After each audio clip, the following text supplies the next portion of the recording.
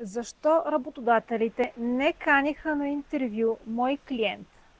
Както правихме това и сега си очаква офертата за мениджърска позиция.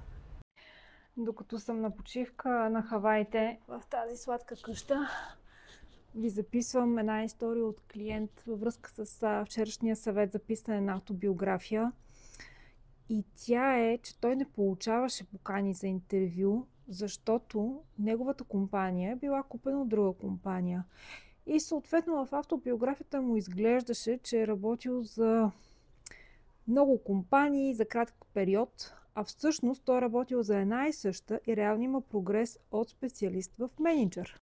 Моят съвет е да го отбележите в реда за компанията, било то, че е закупена, придобита, слята и така нататък, за да може да се знае, че сте работили за една и съща организация.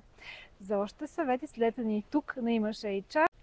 Може да се запишете за безплатна 5-минутна консултация, така че да видим във вашата автобиография дали има други пробойни, да ги поправим, да получавате покана за интервю и да спечелите мечтаната работа накрая.